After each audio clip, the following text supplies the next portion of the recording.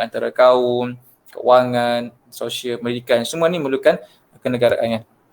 Dia kata demi sungguhnya agama yang dapat membentuk agama yang dapat membentuk dan membangun sebuah negara seperti ini sudah tentu agama yang pasti akan bawa kebahagiaan pada seluruh manusia dan bawa pengaruhnya ke arah kejayaan dunia akhirat. Apabila syahadah seperti ini digabungkan dengan syahadah dalam bentuk perkataan, sudah tentulah hujah Allah mengatasi hujah manusia. Ketika itu kita tidak akan dipersoalkan lagi tentang tanggungjawab yang telah diletakkan di bahu umat Islam. Ketika itu umat ini boleh bersuara mengikuti jejak Rasulullah SAW di hadapan Allah, pemilik yang maha kuasa, maha suci dengan segala namanya. Kami telah sampaikan kepada seluruh penduduk bumi ini apa yang telah disampaikan kepada kami tanpa mengenal erti penat lelah. Kami tidak bertanggungjawab terhadap mereka yang masih tidak mahu menerima kalimah hak dan enggan mengikut cara hidup sebenar yang diradai oleh Allah SWT.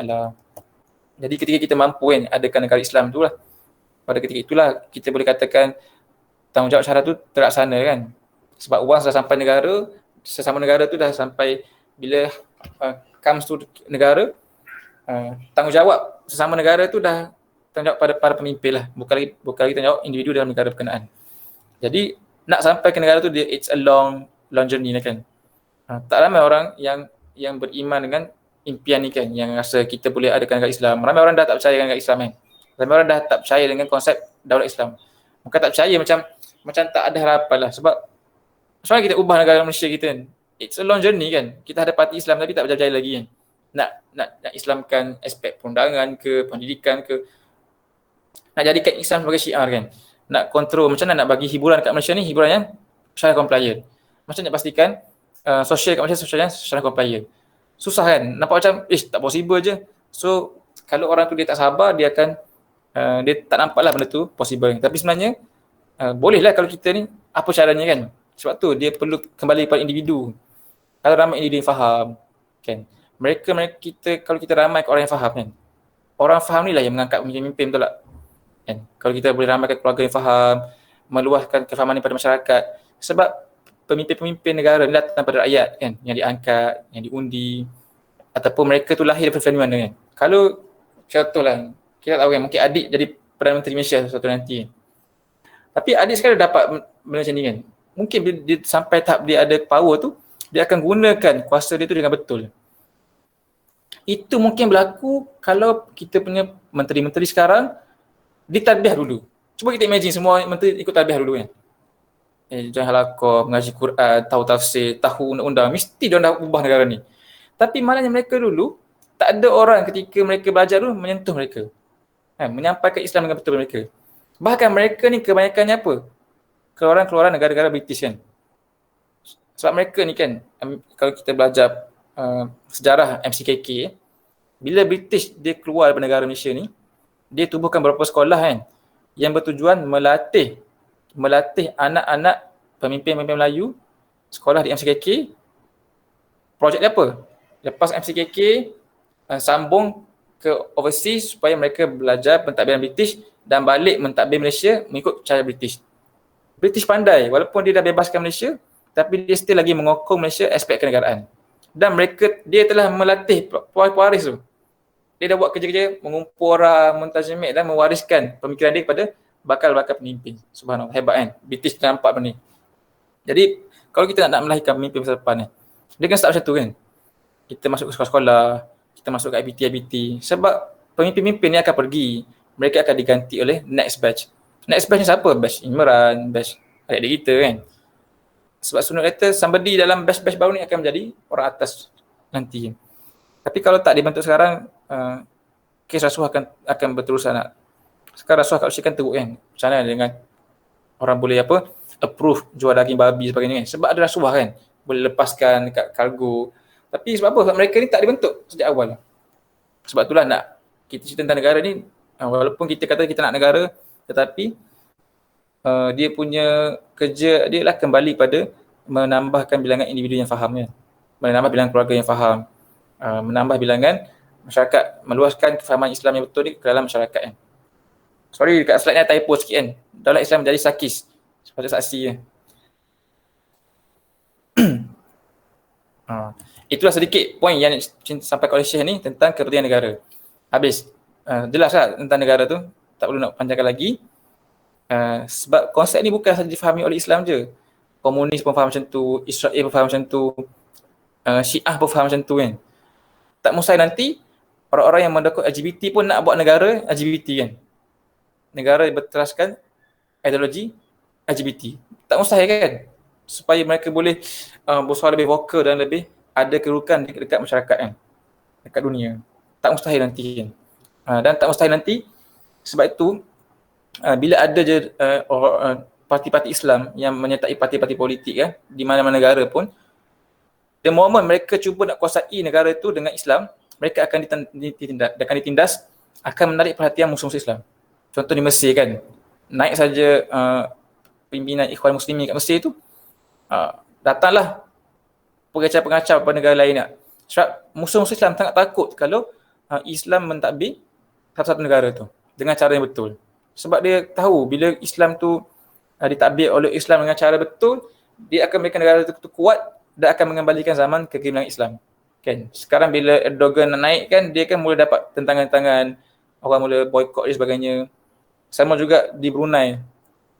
Kan Ustaz Salam tu duduk Brunei kan, dia ceritalah bila High Majesty tu, HM tu kan, announce nak laksanakan hukum hudud sebagainya, ada mereka-mereka di British tu, dia ada hotel di British, Hotel Sultan Brunei, di beberapa tempat di negara-negara barat lah.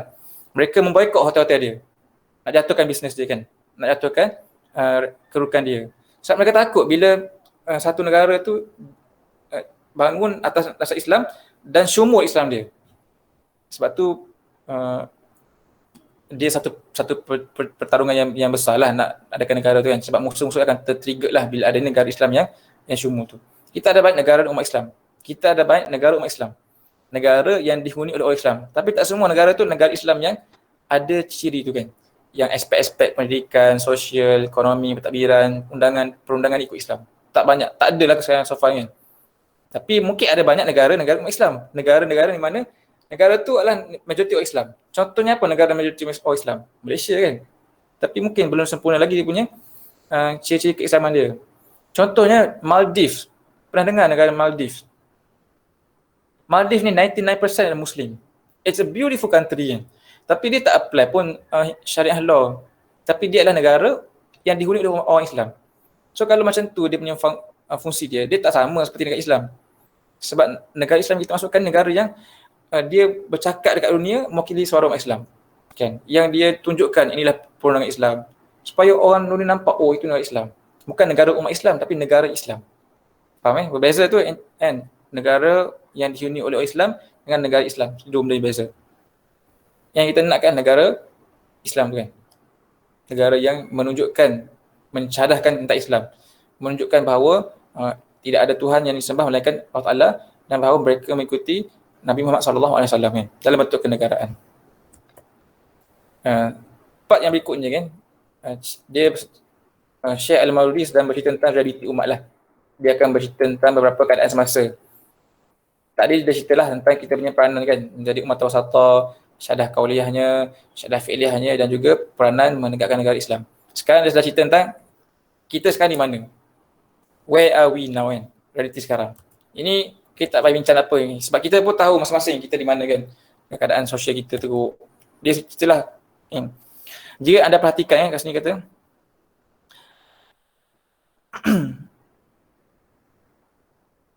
Dia kata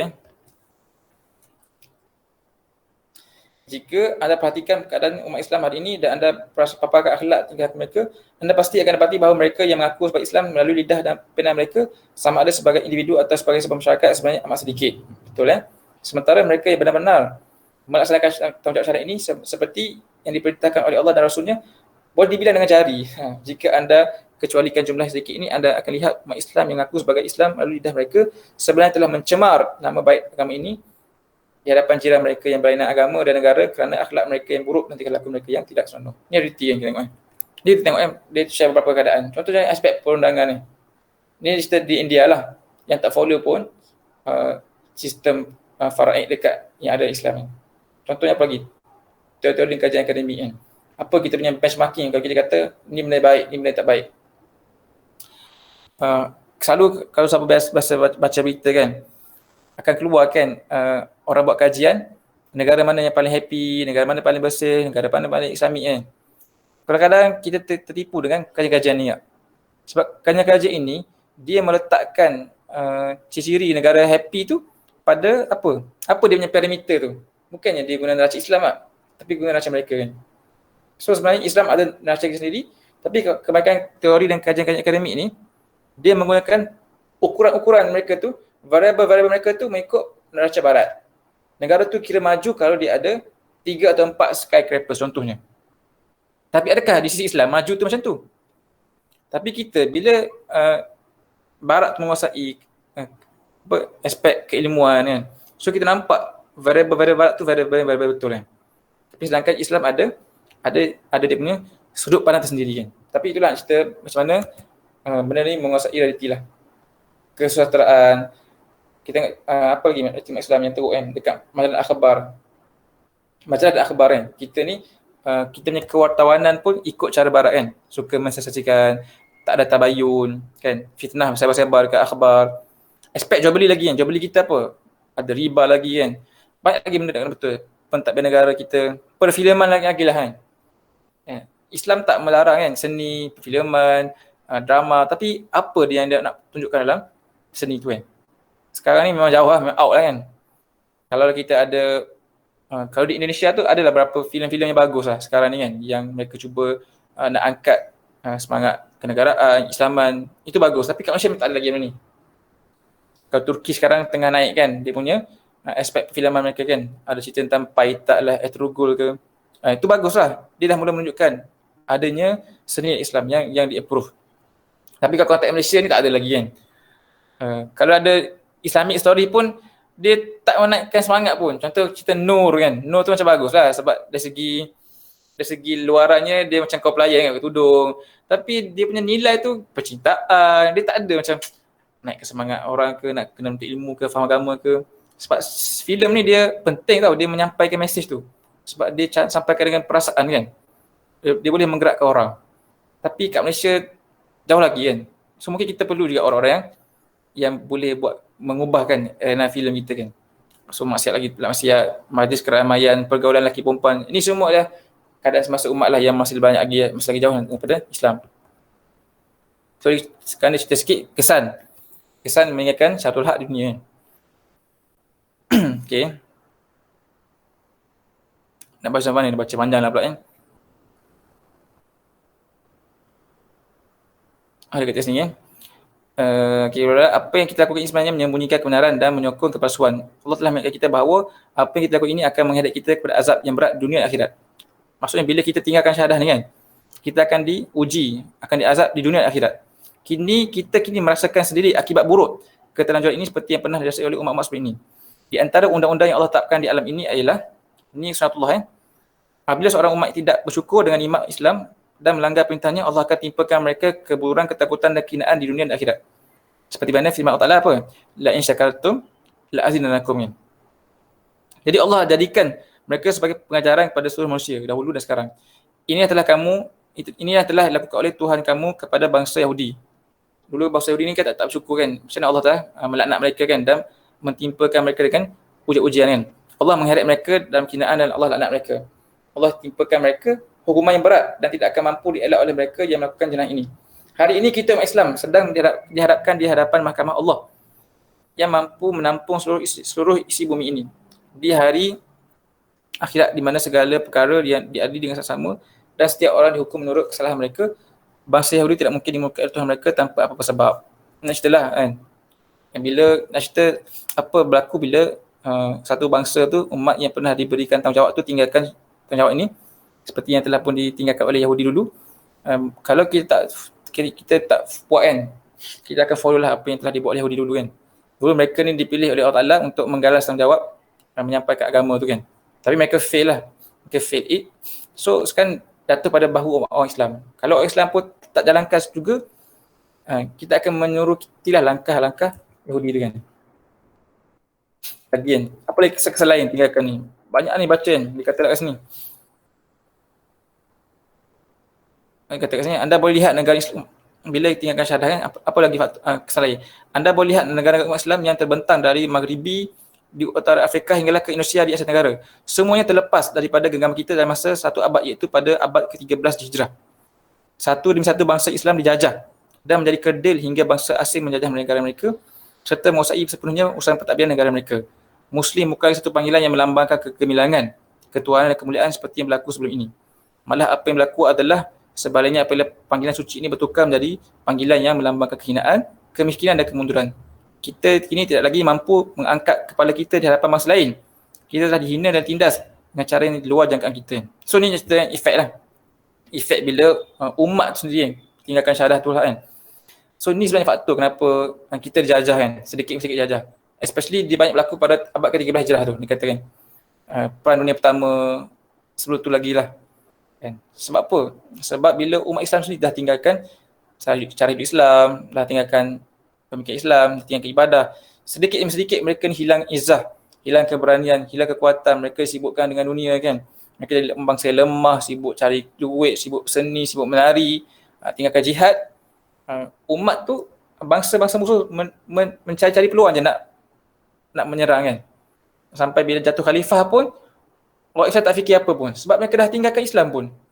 So sedikit demi sedikit negara-negara Islam dimakan kan oleh musuh-musuh kan. Kerana umat sendiri meninggalkan Islam. Katakanlah, sementara negara Islam yang kerajaannya masih dikuasai oleh umat Islam tidak mampu berhadapan dengan musuhnya dan tidak mampu memberikan tentangan yang standing. Akhirnya kekalahan demi kekalahan terpaksa dilalui. Kini anda lihat negara-negara ini begitu kecut dengan kehebatan serangan bangsa asing. Segala strategi dan taktik yang digunakan tidak mampu untuk menentang ancaman bangsa asing atau untuk merendahkan muslihat mereka. Demi semuanya, jika wujud sebuah negara Islam yang tulen, istiqamah dan menggunakan jalan yang betul dalam segala dasar dan usaha pentadbirannya, sebuah kerajaan yang melaksanakan anda akan lihat segala kekuatan kufur akan goyah, gentar dengan kehebatan kerajaan ini. Hati mereka akan gemetar dengan kekuatan kebenaran. Akal dan mulut mereka akan akur dan tunduk kepada keagungan kalimah kebenaran. Dan kalau ada negara yang macam tu, InsyaAllah nanti akan menggentarkan musuh-musuh tu. Tapi bila kita semua tinggalkan syahadatul haq ni, negara pun tak ada yang menjalankan fungsi ni. Jadi ada negara Islam tapi tak kuat lah kan, tak menggunakan musuh. Realiti hari inilah cerita kan. So peringatan kat sini. Ni boleh baca sendiri kan, cerita semua. So bila kita bincang syahadatul haq ni, kita punya stand itu kefahaman kita dapat lah kan. Tapi ke mana kita punya apa kita punya strategi lah kan bila kita dapat apa yang disampaikan oleh Syekh ni kan. Benda ni terpulanglah kepada interpretasi masing-masing bila kita baca teks ni kan. Masing-masing ada cara menilai, cara menafsirkan apa yang kita bincangkan ni. Tapi yang abang boleh share lah, yang kita boleh actionkan, pertama susah kita nak bertindak kan. Sebab kita ni apa sangat lah, individu kecil kan. Tapi kalaulah buku ni kan, teks ni dia sedang cerita konteks India yang ada Muslim dan non-Muslim. Kita tengok balik lah dekat hadapan kita siapa kan. Tengok balik inilah manusia-manusia depan kita kan. Kita nak put this discussion into strategy lah, secara praktikal kan. So kita ada dua kelompok manusia lah dekat luar sana kan. Ada yang Muslim, ada yang bukan Islam. Asalnya Islam tu perlu diserukan pada semua orang kan. An-Nas, kembali pada Al-Quran kan. Litakunu syuhada 'alan nas. An-Nas tu merangkumi yang Islam dan juga yang belum Islam, semua. Tapi kalau kita kita boleh pilih kita nak approach apa kan. Kalau kita approach non-Muslim pun okey, tak masalah. Tapi kalau nak lebih berstrategi, dalam kalangan Muslim sendiri ada beberapa kategori kan. Kita kata ada Muslim yang awam. Muslim A ni apa? Yang paling ramai kalau Muslim adalah Muslim awam. Dia adalah Muslim. IC dia Muslim, lahir keluarga Islam. Nama dia Islam kan. Tapi dia mungkin tak solat. Dia minum arak ke, tapi dia Islam. Selagi mana dia tidak mengaku kalimah kufur, maka dia Islam. Kan? Walaupun dia berzina, walaupun dia minum arak, walaupun dia apa? Dia buat apa-apa maksiat kan? Itu Muslim generally kan. Yang makan riba ke. Kita ada Muslim yang B, yang Muslim yang baik. Ni kita sendiri letaklah pengkategorian ni kan nak mudahkan mata kita. Ada yang baik macam mana? Baik mungkin dia solat, baca Quran, tapi dia baik. Ada yang cemerlang, dia ekstra baik kan. Mungkin solat di masjid, dia mungkin hafal Quran. Tak ramai ni kan. Ini lagi sikit lah. B lebih ramai bersih. Tapi C ada. Dalam kalangan C ni mungkin ada yang D kan. Ada da'i kan. Itu Muslim yang dia berdakwah pula. Selain daripada dia baik, dia ngaji Quran semua tu, dia jugalah seorang da'i, Muslim da'i. Yang kita doakan boleh kita masukkan kan, D ni kan. Ataupun kita bakal join D kan. So, kalau kita nak berstrategi, nak membesarkan apa kefahaman Islam ni, kita pilih lah. Sama nak approach Muslim C ke, nak approach Muslim B ke, nak approach Muslim A ke, ataupun nak approach non-Muslim. Dua-dua kita boleh pilih. Inilah option kita ada kan. Tapi dari segi logiknya lah. Ni logik je kan. Tanpa mengambil kira konteks. Sebab baik-baik kita approach dan Muslim C kan. Bila kita approach Muslim C, kita boleh meramaikan bilangan Muslim D. Ia akan bekerja lebih kuat lepas tu. Bila ramai C join D, D tu akan besar. So kita next boleh approach B. Dan approach A juga kan. Bila orang Islam sendiri dah akur, ada sekumpulan masyarakat Islam yang majoriti, yang beramal Islam, ketika itulah orang non-Muslim pun akan tertarik dengan Islam kan. Mungkin tak mampu nak approach semua orang Muslim, tapi majoriti satu tempat kan. Contoh kita letak apa? Kita kata JMI ada berapa orang? 1 orang. Kalau kita kata 50 orang tu lah yang bagus lah. Yang ngaji Quran, yang akhlaknya baik, cemerlang, exam. Mesti 50 orang yang second, the next 50 tu akan terkesan. Sebab secara umumnya, yang minoriti tu akan, yang minoriti akan terjejas dengan majoriti kan. Yang majoriti tu akan mewarnai pemikiran-pemikiran minoriti tu. So, nampak tak? Itu konteks ikut tempat lah kan. Mungkin strategi ni tak apply kalau kita pergi negara-negara non-Muslim. Kalau kita pergi negara non-Muslim kan, mungkin kita approach non-Muslim lah sebab dah tak ada non-Muslim ABC. Tapi secara umum macam ni lah kan. Kita berstrategi, iaitu dekat depan kita ni ada ramai orang Islam lah. Kawan-kawan kita, saudara-saudara kita. So apa strategi kita buat lah. Ini antara idea lah yang kita boleh laksanakan lah. Setelah kita memahami syaratul haq ni kan. Dekat mana kita nak approach ataupun nak mulakan step kita yang pertama lah. So Allah Alam, tu ikut advokasi hari ni. Tentang syaratul haq yang kira penting lah.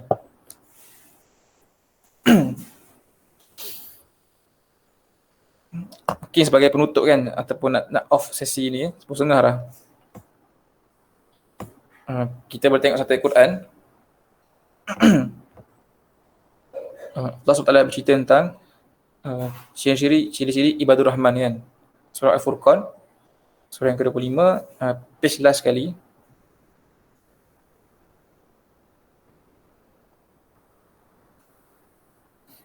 Jumpa tak?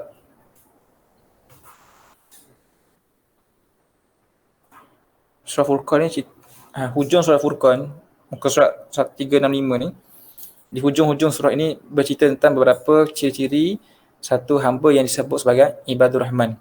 Itu bermula pada ayat yang ke-63 kan. Allah Ta'ala berfirman, wa ibadur Rahman alladhi ila akhir ayat. Okay. Mulai ayat ini akan bercerita lah tentang ciri-ciri ibadur Rahman ni. Ini menarik kenapa? Ada kelompok hamba-hamba Allah yang Allah gelar mereka sebagai ibadur Rahman. Yang kita kena tengoklah ciri-ciri ini supaya kita juga jadi sebahagian daripada ibadur Rahman. Tapi antara ciri-ciri mereka apa Allah sebut kat sini? Iaitu pada ayat ke-72 nak tengok 72 walladzina la yashhaduna zur. Tu je nak sebut, nak sebut kat sini. Iaitu 72 tu, dan mereka-mereka itu yang tidak, tak best dia punya terjemahan dia. Apa terjemahan tu? 72. Tidak memberikan kesaksian palsu. Bagus. Kalau abang terjemahan lagi pelik, dia kata mereka-mereka yang tidak menghadiri tempat-tempat yang melakukan perkara yang dilarang.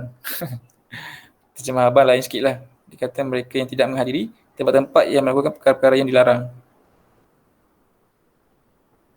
Betul ke? Sepatutnya yang faham tersebut tu lagi best lah. Lagi tepat dia itu. Antara ciri mereka ni apa? Wallati la yashhaduna zur. Tidak memberikan syahadatul zur.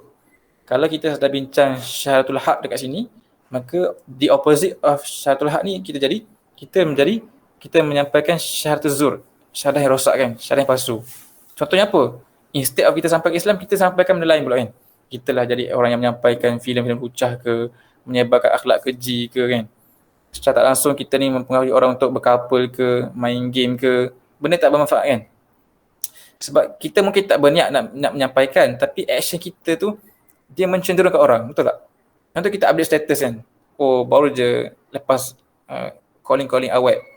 Lepas tu bila kita update macam tu, orang tengok, wish, wah syok Fahim ada girlfriend Foi.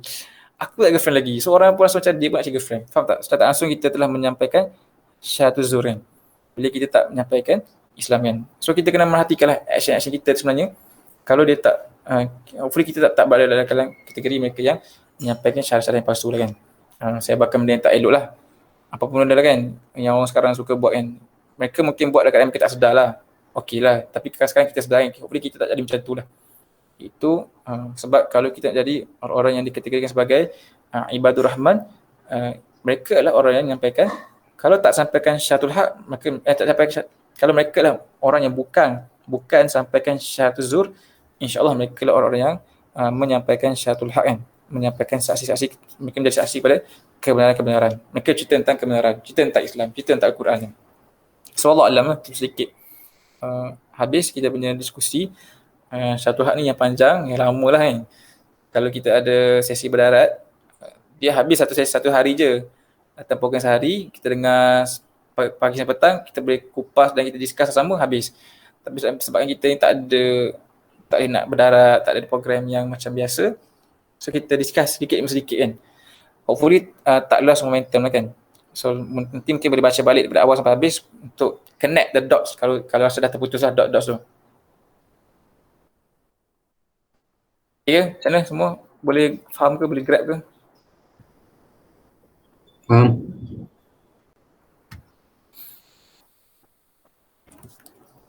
Rasanya itu saja untuk